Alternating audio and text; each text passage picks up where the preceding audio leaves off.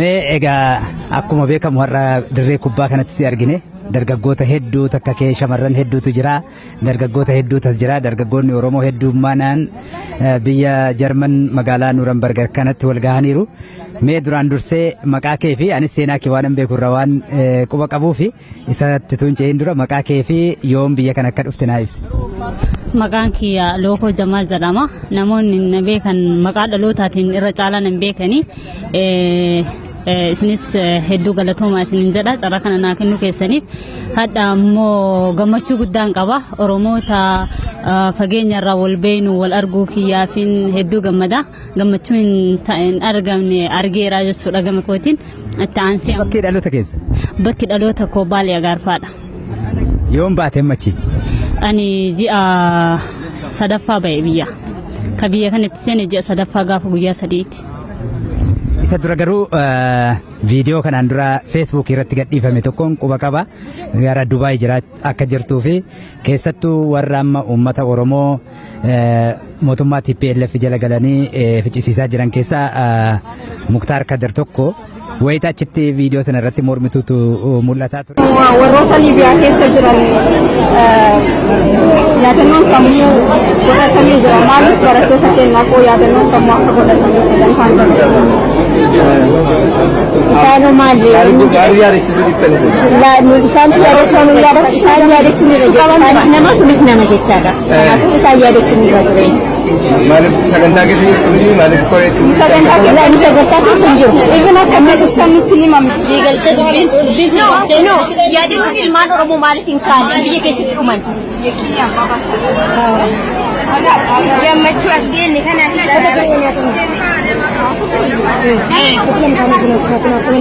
no matter.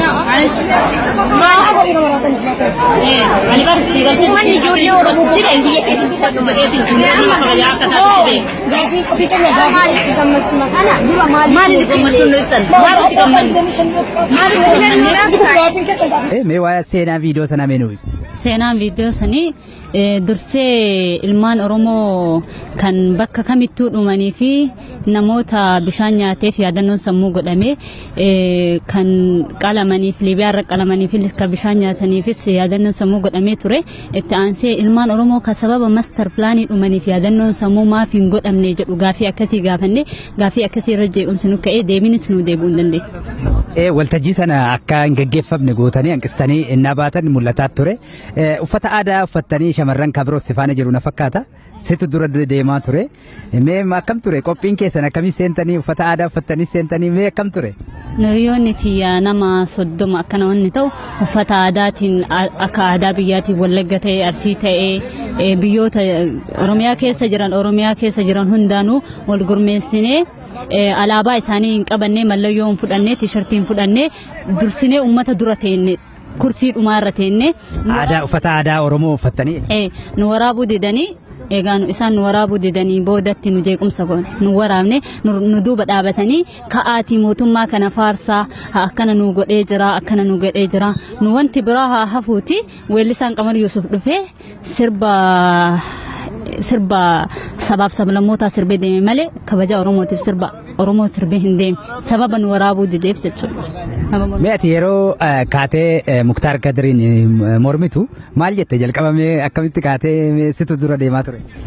Anaaf hiriyaa tiyya dhaqee ani viidiyoo qabadhee waraabaa osoo deemnu nama 4 taane hiriyaa tiyya takka baay'ee tan jaaladhu qananiitu jettu ijoollee Arsii Dodolaa. Isii fi hiriyaa tiyya tan biraa ijoollee Adaamaati dhayidhee sababni ijoollee Oromoo kan master plaaniif dhumataniif yaadannoon sammuu hin godhamneef maaliif jennaan kuni namni dhume sun durriyeedha malee nama master plaaniif dhume miti jedhee deebisi kun ammoo gaafiin akkana dursitanii itti qophaa'uu qabdan malee eega walgayiin dhumatee booda wanta akkanaa gaafachuu hin qabdanii nuun jedhan. Nu wayita yaadannoon sammuu saba kamiifuu godhamu kan qalame keessa Oromoon jiraatee jiraachuu baate nu walumaa gallee yaadannoo sammuu goonu san dhaabannee hafne. Yeroo nu dhaabannee hafnu sanitti dhufee namichi tokko nu gaafate maa dhaabattanii nu jennaan nuti ilmaan Oromoo sabni Oromoo ka ta'eef yaadannoon sammuu maaliif hin taane jennee wayita dhayidhee qaamaan isa gaafannu deebii nu laanne. Kanaaf. Mee keessattuu gaannaa ijoolleen ati amma achii baatee as geesseetta saayiban kee warri achi jiranis warri achi deemanis amma si daawwatan ni jirani ati amma biyya Jarman jirta mee ijoollee achitti hafan ammallee qabsoodhuma wal fakkaataa warra gaggeessaa jirantu hedduutu jiranii ijoolleen Oromoo mee isaan kanaan egaa ati asiin waan si daawwataa jiraniif waan jettuun dabarfachuu dandeessa.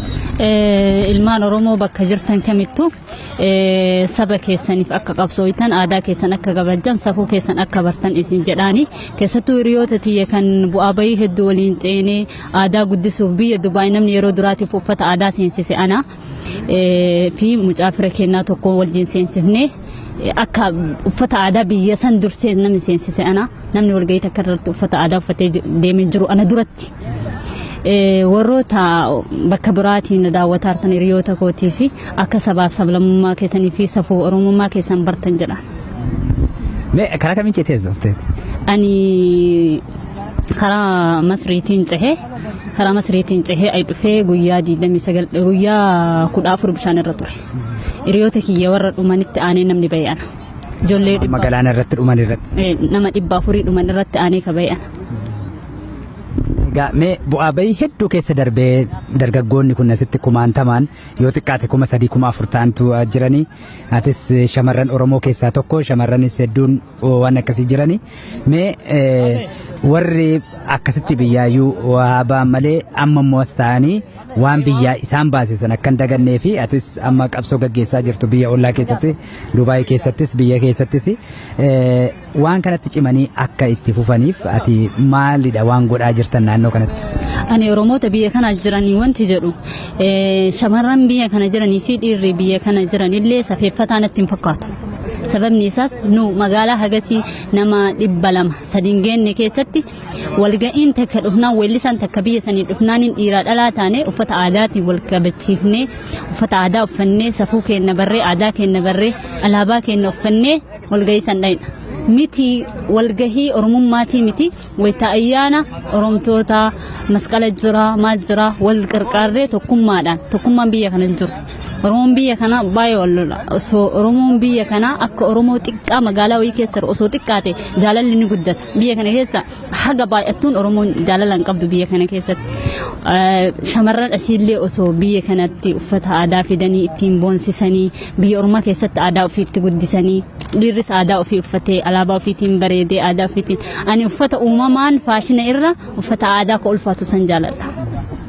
Inni kun immoo mallattoo aadaa jechuun mallattoo eenyummaati.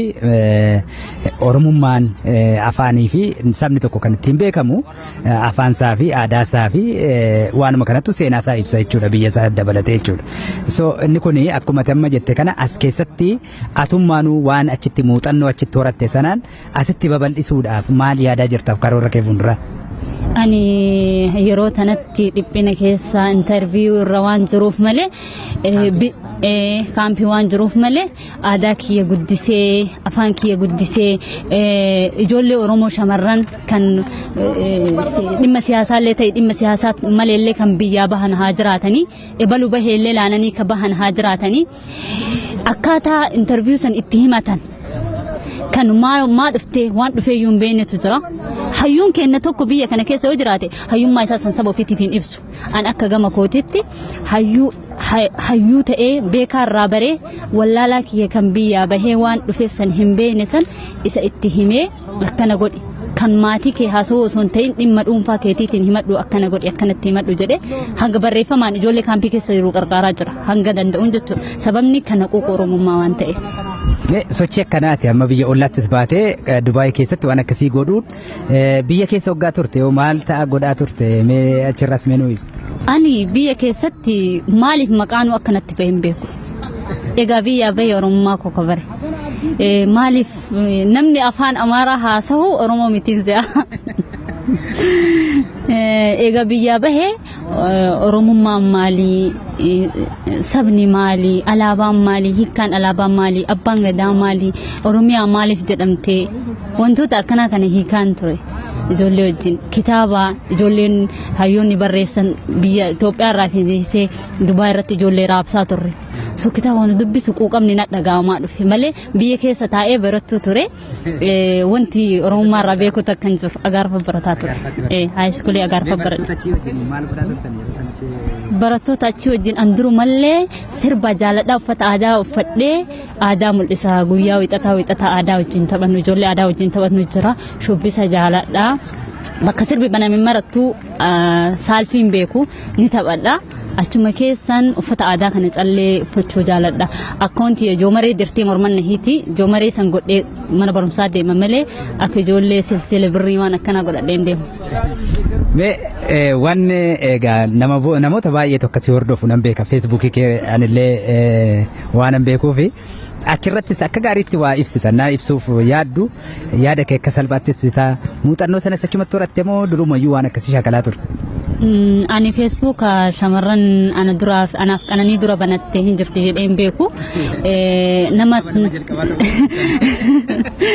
nama Facebook dura anatu banattee osoo hin ta'in shamarran dura Facebook arge yeroo sanillee Facebookaan oromummaan barre Facebookaan nama fageenya ruun haasa'aa osoma akkas ta'u namoonni viidiyoo gadhiisan dhufee viidiyoo san banee namni kun maaliif waa'ee oromummaa qofa haasa'a.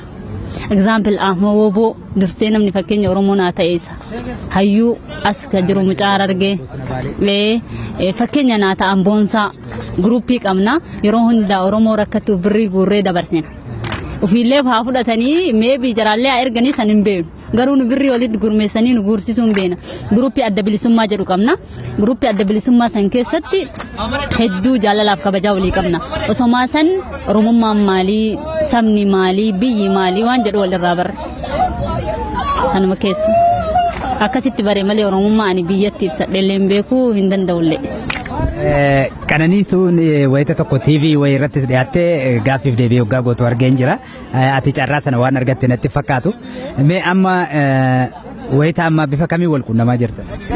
Anaaf qananii akka duraanii sanii viidiyoon dubbachuu haadhiistu malee ammallee anaafis yaada oromummaa wal jijjiiruun dhiifne wajjii barreessinaa hamma tokko ani amma bu'aa bayii keessa waan dabraa jiruuf karaa irratti waliin arginu anillee kaampii waan jiruuf waliin arginu malee anaafisiin yoomillee jaalala uumamaa dhiigummaa wal jabeessuu maal irra jirtaa akkamsi haa godhumaa si haa gargaaru ammallee walii qabna qananiin hiriyaati dubartii keessaa isii tokko.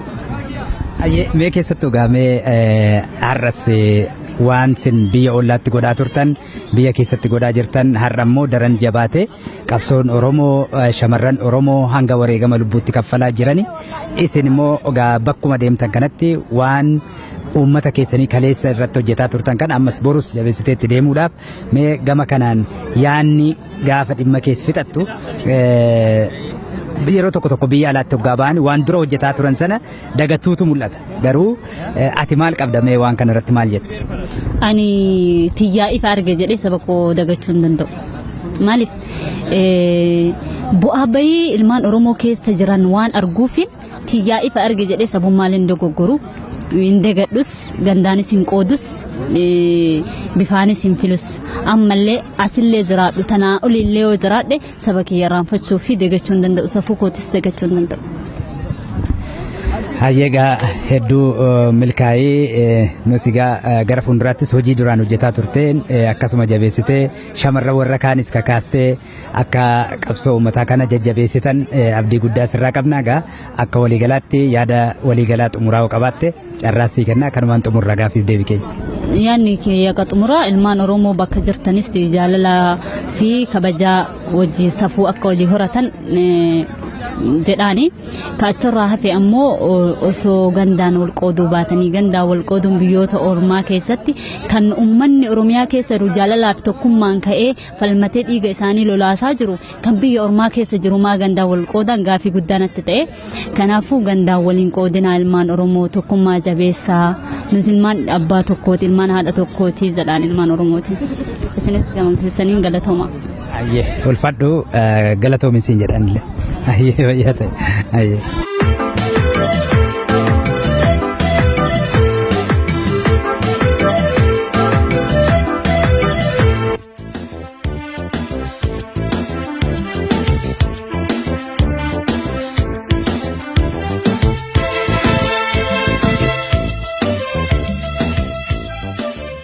aansee ilmaan Oromoo ka sababa master plaanii dhumaniif yaadannoon sammuu maaf hin godhamne jedhu gaafii akkasii gaafanne gaafii akkasii irra jeequmsi nu ka'ee deebinis nu deebi'uu hin dandeenye. Waltajjii sana akka hin gaggeeffamne gootanii hanqistanii innaa baatan mul'ataa ture. Uffata aadaa uffattanii shamarran kabiroo sifaana jiru na fakkaata. Situ dura deemaa ture. Mee akkam ture qophiin keessan akkamii seentanii uffata aadaa uffattanii seentanii mee akkam ture? Nuyyoonni tiyya nama 30 akkana wanni ta'u uffata aadaatiin akka aadaa biyyaatiin Wallagga ta'ee Arsii ta'ee biyyoota Oromiyaa keessa jiran hundaanuu wal gurmeessinee alaabaa isaanii hin qabannee mallayyoo hin fudhannee tiishartii hin fudhannee dursinee uummata dura teenne kursii dhumaa irra teenne. Uffata aadaa Oromoo uffattanii? Nu waraabuu didanii. Egaan isaan nu waraabuu didanii boodatti nu jeequmsa goone nu waraabne nu duuba dhaabatanii ka'aatii mootummaa kana faarsaa akkana nu godhee jira nu wanti biraa haa hafuuti weellisaan Qamar Yusuf dhufee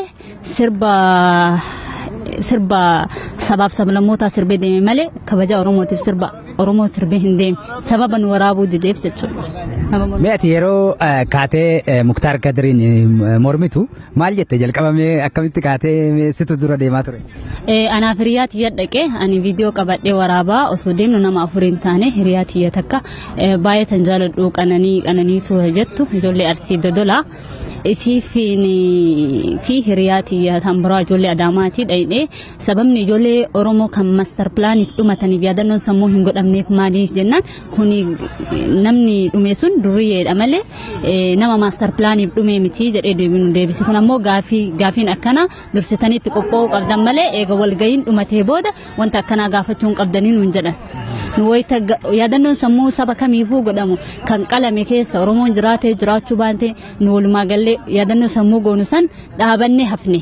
Yeroo nu dhaabannee hafnu sanitti dhufee namichi tokko nu gaafate maa dhaabattanii nu jennaan nuti ilmaan Oromoo sabni Oromoo ka ta'eef yaadannoon sammuu maaliif hin taane jennee wayita dhayinee qaamaan isa gaafannu deebii nu laanne. Kanaaf. Mee keessattuu gaannaa ijoolleen ati amma achii baatee as geesseetta saayiban kee warri achi jiranis warri achi deemanis amma si daawwatan ni jirani ati amma biyya Jarman jirta mee ijoollee achitti hafan ammallee qabsoodhuma wal fakkaataa warra gaggeessaa jirantu hedduutu jirani ijoolleen Oromoo mee isaan kanaan egaa ati asiin waan si daawwataa jiraniif waan jettuun dabarfachuu dandeessa?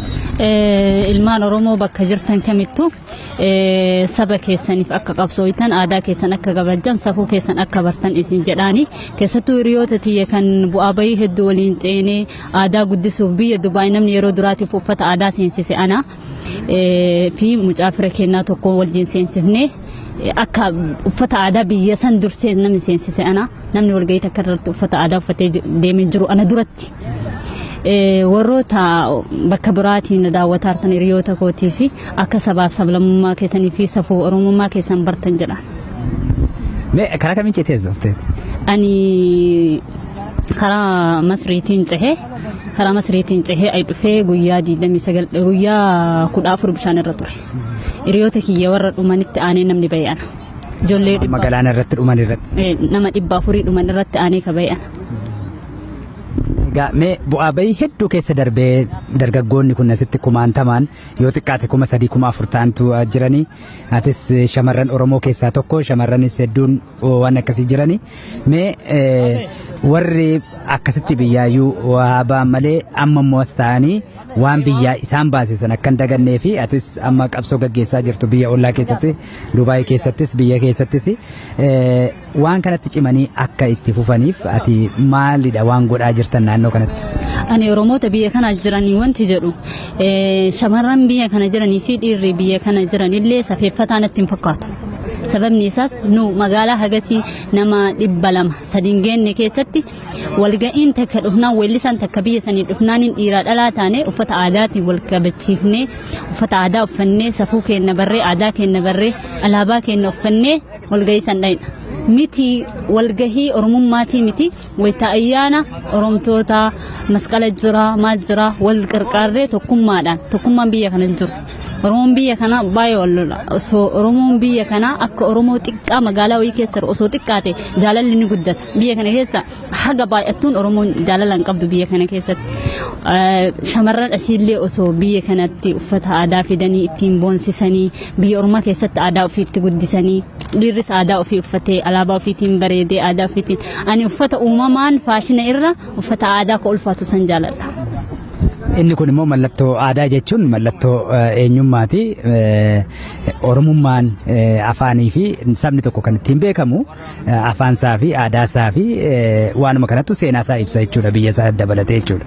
So inni kun akkuma amma jette kana as keessatti atummaanuu waan achitti muuxannoo achitti horatte sanaan asitti babal'isuudhaaf maal yaadaa jirtaaf karoora kee fuuldura?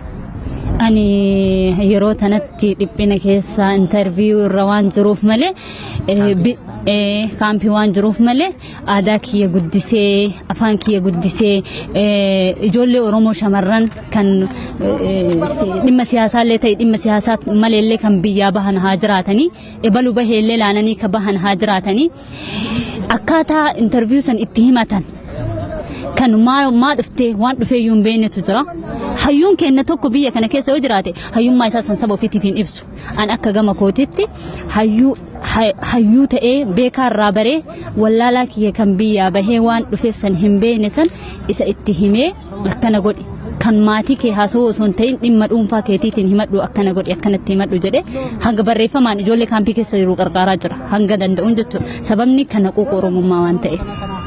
Sochii akkanaati amma biyya ollaattis baatee Dubaay keessatti waan akkasii godhuun biyya keessa waggaa turte yoo maal ta'a godhaa turte mee achirras meenuu ibsa? Ani biyya keessatti maaliif maqaanuu akkanatti bahee hin beeku. Egaa biyya bahee Oromummaa koo kabare. Maaliif namni afaan Amaaraa haasa'u Oromoo mitiin se'a. Egaa biyya bahee Oromummaan maalii sabni maalii alaabaan maalii hiikkaan alaabaan maalii abbaan gadaa maalii Oromiyaa maaliif jedhamtee wantoota akkanaa kana hiikaan ture. Ijoollee wajjin kitaaba ijoolleen hayyoonni barreessan biyya Itoophiyaa irraa fiisee Dubaay irratti ijoollee raabsaa turre. So kitaaba waan dubbisu quuqamni na dhaga'amaa dhufe malee biyya keessa taa'ee barattuu ture wanti Oromummaa irraa beeku takka hin jiru agaarfa barataa ture. Haayiskuulii agaarfa barataa.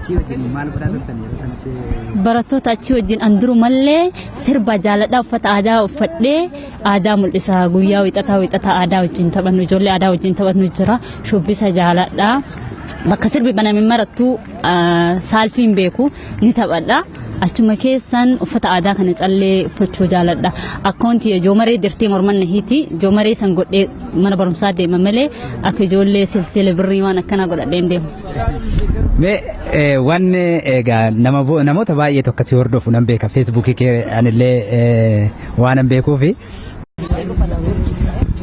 Mee egaa akkuma beekamu har'a dirree kubbaa kanatti si argine dargaggoota hedduu takka kee shamarran hedduutu jira dargaggoota hedduutu jira dargaggoonni Oromoo hedduummaanaan biyya Jarman magaalaa Nuurambarg kanatti wal gahaniiru.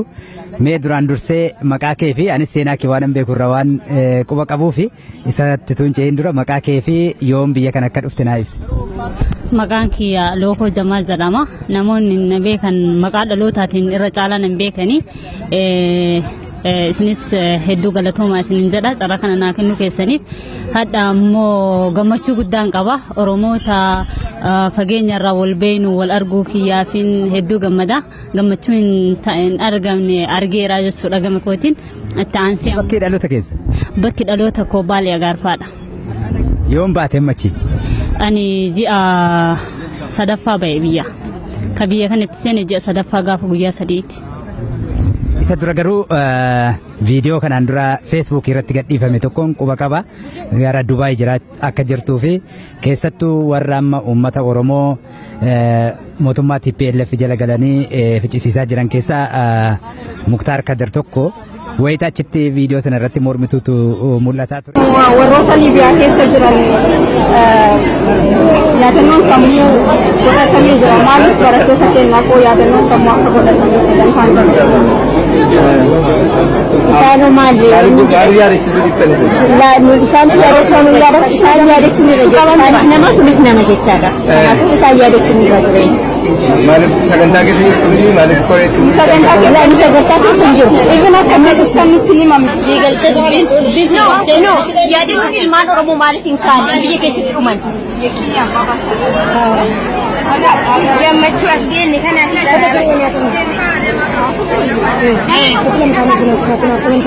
No matter. Alibar zigal tu mana Julio orang tu dia dia kesi kita tu dia tu cuma kerja kata tu. Gafi kita ni mali kita macam mana? Dua mali kita macam nulisan. Mali kita mali kita. Mee waa seenaa viidiyoo sana mee nuyi. Seenaan viidiyoo sanii dursee ilmaan Oromoo kan bakka kamittuu dhumanii fi namoota bishaan nyaateef yaadannoon sammuu godhamee kan qalamaniif Liibiyaarra qalamanii fi kan bishaan nyaataniifis yaadannoon sammuu godhamee ture. Achirrattis akka gaariitti waa ibsita naa ibsuuf yaaddu yaada kee akka salphaatti ibsita muuxannoo sanas achumatti horatte moo durumayyuu waan akkasii shaakalaa turte? Ani Facebook shamarran ana duraaf anaaf qananii dura banattee hin jirti jedheen beeku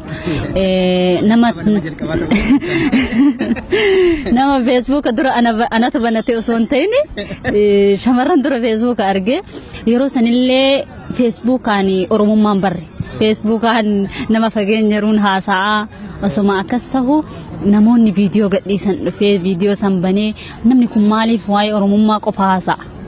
Example Ahma Wobo dursee namni fakkeenya Oromoo naa ta'eessa hayyuu as ka jiru mucaa arge fakkeenya naa ta'an boonsaa gruupii qabna yeroo hunda Oromoo rakkatu birrii guurree dabarsina ofiillee haa fudhatanii meebii jaraallee erganii san hin beenu garuu nu birrii walitti gurmeessanii nu guursisuu hin beena gruupii adda bilisummaa jedhu qabna gruupii adda bilisummaa san keessatti hedduu jaalalaaf kabajaa walii qabna osomaa san Oromummaan maalii sabni maalii biyyi maalii waan jedhu walirraa barre kanuma keessa akkasitti bare malee Oromummaa ani biyyatti ibsadheellee hin beekuu hin danda'ullee. Qananiituun wayita tokko TV wayi irrattis dhiyaattee gaaffiif deebii hoggaa gootu argeen jira. Ati carraa sana waan argatte natti fakkaatu. Mee amma wayita amma bifa kamii wal quunnamaa jirta? Anaaf qananii akka duraanii sanii viidiyoon dubbachuu haa dhiistu malee ammallee anaafis yaada Oromummaa wal jijjiiruun dhiifne wajjii barreessinaa. Hamma tokko ani amma bu'aa bayii keessa waan dabraa jiruuf karaa irratti waan arginu anillee kaampii waan jiruuf waliin arginu malee anaafisiin yoomillee jaalala uumamaa dhiigummaa wal jabeessuu maal irra jirtaa akkamsi haa godhumaa si haa gargaaru ammallee walii qabna qananiin hiriyaati dubartii keessaa isii tokko. Mee keessattuu gaamee har'as waan sin biyya ollaatti godhaa turtan biyya keessatti godhaa jirtan har'ammoo daran jabaate qabsoon Oromoo shamarran Oromoo hanga wareegama lubbuutti kaffalaa jirani isin immoo bakkuma deemtan kanatti waan uummata keessanii kaleessa irratti hojjetaa turtan kan ammas borus jabeessiteetti deemuudhaaf mee gama kanaan yaanni gaafa dhimma keessa fixattu yeroo tokko biyya alaatti hoggaa ba'an waan dura hojjetaa turan sana dagatuutu mul'ata garuu ati maal qabda mee waan kana irratti maal jette? Ani tiyyaa ifa arge jedhee saba koo dagachuu hin danda'u maaliif